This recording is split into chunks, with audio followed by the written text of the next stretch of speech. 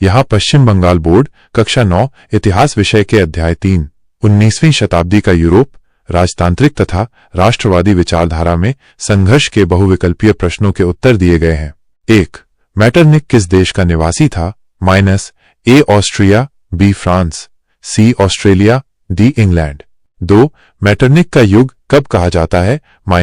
A. 1815 1820, B. 1815 1830, C. 1815 1848, D. 1815 1870। 3. Vienna Congress द्वारा Holland में किस देश को मिलाया गया था? A. France, B. Belgium, C. England, D. Prussia. 4. Vienna Congress में इंग्लैंड का प्रतिनिधित्व था? A. Castlereagh, B. Canning, C. Disraeli, D. Gladstone. 5. Vienna Congress में फ्रांस का प्रतिनिधित्व था? A. Napoleon, B. Henry 14, C. Louis 16, D. Talleyrand. 6. Metternich का जन्म हुआ था? A. 15 मई 1773 ई, B. 16 मार्च 1770 ई, 15 फरवरी 1772 ई, फरवरी 1772 ई। 7. मैटरनिक को ऑस्ट्रिया का प्रधानमंत्री चांसलर कब नियुक्त किया गया? A. 1809, B. 1810, C. 1815, D. 1815। 8. Charles दशम राजगद्दी पर कब बैठा? A. 1824, B. 1860, C. 1850, D. 1840। 9. Charles दशम ने सेंट क्लाउड का अध्यादेश कब जारी किया? A. 1830 E, B. 1835 ई, और C. 1833 ई, और D. 1840 ई। 10. चार्ल्स दशम की मृत्यु कब हुई? A. 1836 E, B. 1843 ई, 1846 ई, और 1845 ई। 11. लुई फिलिप कब गद्दी पर बैठा? C. 1848 ई। 12. नेपुल्स के राजा का क्या नाम था? B. मौजनी। 13. परमा, मोडेना और पोर के राज्य में विद्रोह कब हुए? D. 1840 ई। 14. यंग इटली की स्थापना कब हुई? A. 1831 ई। 15. यंग इटली की स्थापना किसने की? A. मैजिनी। 16. विलियम प्रथम प्रशा की गद्दी पर कब बैठा? A. 1861 ई। 17. बिस्मार्क का जन्म कब हुआ था? B. 1820 ई। 18. तुर्की साम्राज्य की स्थापना किसने की? A. सल्जुक तुर्कों ने। 19. रक्त और लौह की नीति किसकी थी? A. बिस्मार्क ने। 20. जोल्वरीन संघ की स्थापना कब हुई? B. 1830 ई। ग्रुप बी, एक शब्द अथवा एक वाक्य में उत्तर दें। 1. 1815 में इटली के 4 देशभक्तों का नाम बताएं। उत्तर: Mazzini, Garibaldi, Cavour, Victor Emmanuel द्वितीय। 2. मेटरनिक किसका प्रतीक था? उत्तर: प्रतिक्रियावाद और पुरातन व्यवस्था का। 3. 1815 में ऑस्ट्रिया के प्रधानमंत्री का क्या नाम था? उत्तर: प्रिंस मेटरनिक। 4. नेपोलियन के पराजय में किस प्रधानमंत्री का प्रमुख हाथ था? उत्तर: प्रिंस मेटरनिक। 5. मेटरनिक का पूरा नाम क्या था? उत्तर: Prince Klemens von Metternich. 6. Metternich का जन्म किस नगर में हुआ था? उत्तर: कोब्लेंज। 7. मेटरनिक का विवाह किसके साथ हुआ था? उत्तर: एलियोनोर वॉन कोनिट्ज़-रिडबर्ग। 8. फ्रांस में राजतंत्र को समाप्त करके गणतंत्र की स्थापना कब हुई? उत्तर: 1792 में। 9. फ्रांस में औद्योगिकरण का विकास किसके शासनकाल में हुआ? उत्तर: नेपोलियन तृतीय के शासनकाल में। 10. इटली वालों के लिए है, ये नारा किस संस्था का था? उत्तर: यंग इटली। 11. मैजिनी का जन्म कब और कहां हुआ था? उत्तर: 1805 में जेनोआ में। 12. नेपोलियन ने राइन राज्य संघ का निर्माण कब किया था? उत्तर: 1806 में। 13. प्रेसबर्ग की संधि कब और किसके बीच हुई थी? उत्तर: 1805 में ऑस्ट्रिया और फ्रांस के बीच। 14. प्रशा में चुंगी सुधार विधान किसने और कब लागू किया? उत्तर: मावी सेन ने 1818 में। 15. क्रीमिया युद्ध कब प्रारंभ हुआ था? उत्तर: 1853 में। 16. रूस के इतिहास में मुक्तिदाता किसे कहा जाता है? उत्तर: जार अलेक्जेंडर द्वितीय को। 17. सेंट साइमन की योजना क्या थी? उत्तर: एक ऐसे औद्योगिक समाज की स्थापना करना जिसमें वैज्ञानिकों और उद्योगपतियों का प्रभुत्व हो। 18. इटली केवल भौगोलिक अभिव्यक्ति मात्र है, यह कथन किसने और कब कहा था? उत्तर: मेटरनिक ने 1815 के आसपास। 1830 की फ्रांसीसी क्रांति में गुप्त समितियों में मुख्य भूमिका किसकी थी? उत्तर, कार्बोनरी जैसे गुप्त संगठनों की।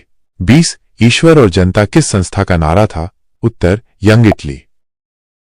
ग्रुप -C अति लघु उत्तरीय प्रश्न। प्रत्येक प्रश्न 2 अंक का है। 1. प्रो हेज के अनुसार राष्ट्रवाद की परिभाषा लिखिए।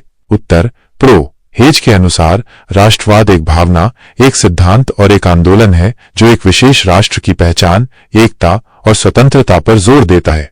ये लोगों के एक समूह को एक साझा संस्कृति, इतिहास, भाषा और भौगोलिक क्षेत्र के आधार पर एकजुट करता है और उन्हें अपनी राजनीतिक संप्रभुता स्थापित करने और बनाए रखने की इच्छा शक्ति प्रदान करता है। 2. 1815 ई से 1848 ई तक के काल को मैटरनिक युग क्यों कहा गया? उत्तर, 1815 ई से 1848 ई तक के काल को मैटरनिक युग इसलिए कहा गया क्योंकि इस दौरान ऑस्ट्रिया के चांसलर राजकुमार मैटरनिक का यूरोपीय राजनीति पर गहरा प्रभाव था। उन्होंने वियना कांग्रेस 1815 के माध्यम से यूरोप में ऐसी राजनीतिक व्यवस्था स्थापित करने का प्रयास किया जो क्रांति और राष्ट्रवाद के विरुद्ध थी और राजशाही को बनाए रखती थी। उनकी प्रतिक्रियावादी नीतियां और दमनकारी उपाय इस युग की प्रमुख विशेषता थीं।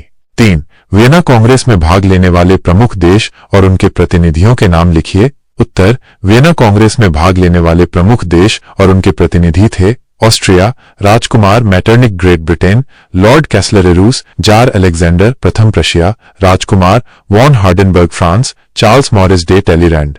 4. वियना कांग्रेस के सम्मुख प्रमुख समस्याएं क्या थीं? उत्तर, वियना कांग्रेस के सम्मुख प्रमुख समस्याएं थीं नेपोलियन द्वारा पराजित यूरोपीय शक्तियों के बीच सत्ता का संतुलन स्थापित करना, फ्रांस में क्रांति से पूर्व की राजशाही को बहाल करना, विभिन्न देशों के क्षेत्रीय विवादों का समाधान करना, राष्ट्रवादी और उदारवादी आंदोलनों को दबाना, यूरोप में दीर्घकालिक शांति और स्थिरता स्थापित करना। 5. मैटरनिक पद्धति के बारे में आप क्या जानते हैं? उत्तर, मैटरनिक पद्धति प्रतिक्रियावादी नीतियों और उपायों का एक समूह था जिसका उद्देश्य यूरोप में क्रांति और राष्ट्रवाद के प्रसार को रोकना और राजशाही को बनाए रखना था। इसकी मुख्य विशेषताएं थीं शक्ति का संतुलन बनाए रखना, वैधता के सिद्धांत का पालन करना, क्रांति से पहले के शासकों को बहाल करना, उदारवादी और राष्ट्रवादी आंदोलनों का दमन करने के लिए गुप्तचर व्यवस्था और सेंसरशिप का उपयोग करना, अंतर्राष्ट्रीय सम्मेलनों और समझौतों के माध्यम से यूरोपीय शक्तियों के बीच सहयोग बनाए रखना। 6. चार्ल्स दशम की प्रतिक्रियावादी नीति क्या थी? उत्तर, चार्ल्स दशम फ्रांस के एक प्रतिक्रियावादी राजा थे। उनकी नीतियों का उद्देश्य क्रांति के दौरान खोई हुई राजशाही की शक्ति और विशेषाधिकारों को वापस लाना था। उन्होंने कुलीन वर्ग और चर्च को अधिक अधिकार दिए, उदारवादी विचारों को दबाया और प्रेस पर सेंसरशिप लगाई। उनकी इन नीतियों के कारण जुलाई 1830 की क्रांति हुई। 7. चार्ल्स दशम का सेंट क्लाउड अध्यादेश क्या था? उत्तर, चार्ल्स दशम का सेंट क्लाउड अध्यादेश 25 जुलाई 1830 को जारी किए गए 4 अध्यादेशों का समूह था। इन अध्यादेशों ने प्रेस की स्वतंत्रता को प्रतिबंधित कर दिया, मताधिकार को सीमित कर दिया, चैम्बर ऑफ डेप्यूटीज संसद का निचला सदन को भंग कर दिया और नए चुनावों की घोषणा की। इन अध्यादेशों को 1830 की जुलाई क्रांति का तात्कालिक कारण माना जाता है। 8. चार्ल्स दशम ने सिंहासन परित्याग तथा फ्रांस से पलायन क्यों किया? उत्तर, चार्ल्स दशम ने सिंहासन परित्याग और फ्रांस से पलायन जुलाई 1830 की क्रांति के कारण किया। उनके प्रतिक्रियावादी सेंट क्लाउड अध्यादेशों के विरुद्ध पेरिस में विद्रोह हो गया। जनता और उदारवादियों के दबाव के कारण उन्हें अपना सिंहासन छोड़ना पड़ा और भागकर इंग्लैंड जाना पड़ा। 9. लुई फिलिप की निषेधात्मक नीति क्या थी? उत्तर, लुई फिलिप, जिन्हें नागरिक राजा के रूप में भी जाना जाता है, ने शुरू में उदारवादी नीतियों का समर्थन किया था, लेकिन बाद में उनकी नीतियां अधिक रूढ़िवादी और निषेधात्मक होती गईं। उन्होंने धनी बुर्जुआ वर्ग का समर्थन किया और आम लोगों की मांगों को अनसुना कर दिया। उनकी सरकार ने राजनीतिक सुधारों का विरोध किया और केवल संपत्तिवानों को ही वोट देने का अधिकार दिया, जिससे मध्यम और निम्न वर्गों में असंतोष बढ़ गया। 10. गिजो कौन था? उसकी नीति क्या थी? उत्तर, फ्रांसवा गिजो लुई फिलिप के शासनकाल में एक प्रमुख फ्रांसीसी राजनेता और इतिहासकार थे। वह 1847 से 1848 तक प्रधानमंत्री रहे। उनकी नीति समृद्ध बनो और वोट करो के रूप में जानी जाती है। उन्होंने केवल धनी लोगों को ही राजनीतिक अधिकारों का समर्थन किया और मध्यम तथा निम्न वर्गों के लिए मताधिकार के विस्तार का विरोध किया। उनकी इस नीति के कारण 1848 की क्रांति हुई। 11. बाल्कन लीग का निर्माण क्यों किया गया था? उत्तर: बाल्कन लीग का निर्माण 1912 में बाल्कन प्रायद्वीप के 4 देशों सर्बिया, बुल्गारिया, ग्रीस और मॉन्टेनेग्रो द्वारा ओटोमन साम्राज्य को कमजोर करने और उससे अपने क्षेत्रों को मुक्त कराने के उद्देश्य से किया गया था। यह लीग बाल्कन क्षेत्र में राष्ट्रवादी आकांक्षाओं और ओटोमन साम्राज्य के पतन का परिणाम था।